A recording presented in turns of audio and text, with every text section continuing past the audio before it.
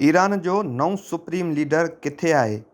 अमरीकी सदर Donald Trump त हर रोज़ मीडिया आॾो ॻाल्हाईंदे नज़र अचे थो, पर ईरान जो नओं supreme leader Mojtaba Khamenei media खां परे छो आहे? हू मंज़र आम ते छो नथो अचे? हर तरफ़ इहो ई सुवाल उभरी रहियो आहे।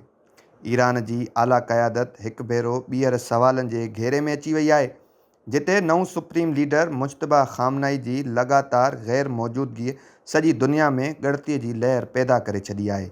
हैरान कंदड़ ॻाल्हि इहा बि आहे त उन जी का बि नई तस्वीर साम्हूं न आई ऐं न ई संदन आवाज़ु ॿुधणु आयो आहे।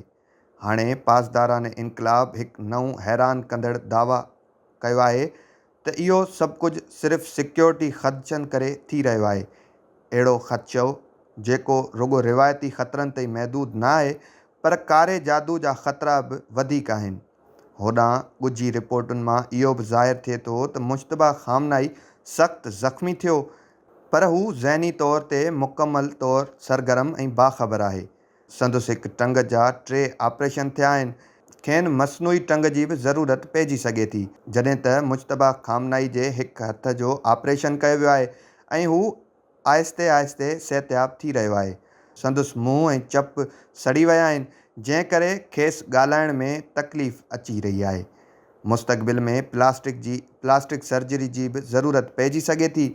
परॾेही मीडिया रिपोर्टुनि मूजिबि मुज्तबा अली खामनाई जो को बि वीडियो या ऑडियो पैगाम साम्हूं नाहे आयो त जीअं हू कमज़ोर या ग़ैर महफ़ूज़ नज़र अचे, पर लिखत में बयान मुसलसल जारी थी रहिया आहिनि, जेके सरकारी टीवीअ ते नशर कया था वञनि।